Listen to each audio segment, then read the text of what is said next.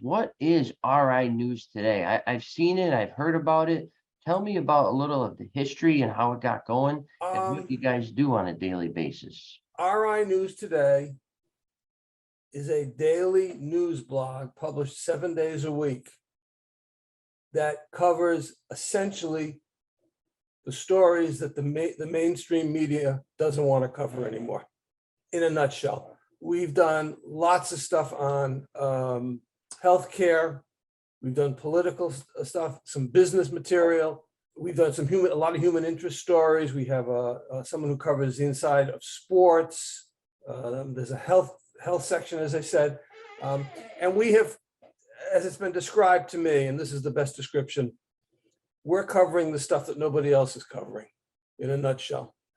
And we've developed a very loyal following of readers, both in Rhode Island, southeastern Massachusetts, and frankly, all over the country, former Rhode Islanders who have moved away but want to remain in contact or find out what's going on within the state. If you look at the website, a lot of the folks who are writing for us are very well known in Rhode Island. They're all fairly recognizable. Our content is high quality. And as I said, we've attracted a very loyal followership that continues to grow once they find us.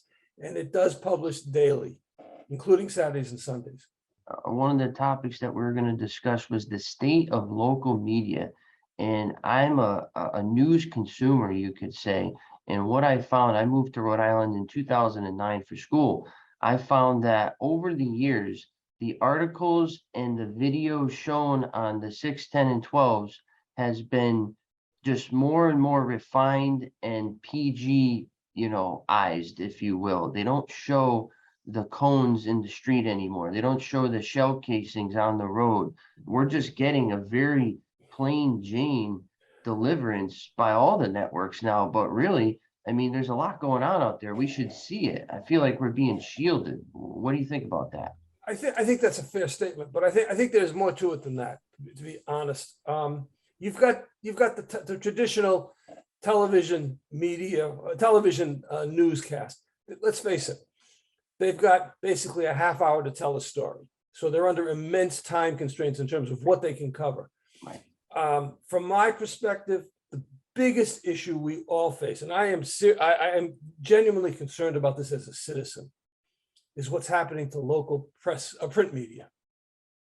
I've been a reader of newspapers my whole life. I've lived in Rhode Island my whole life.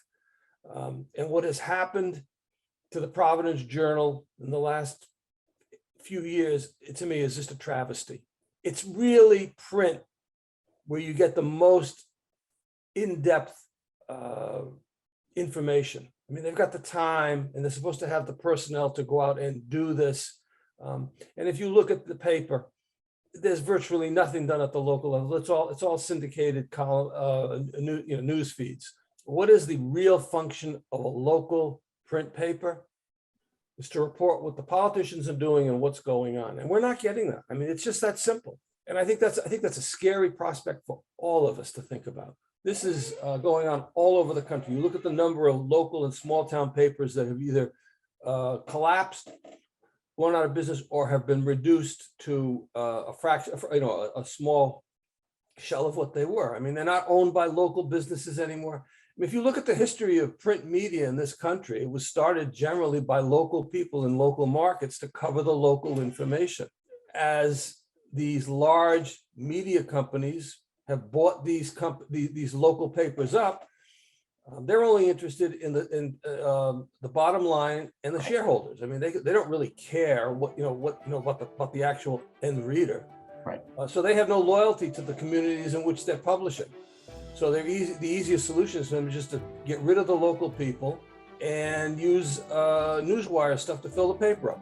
That's the issue.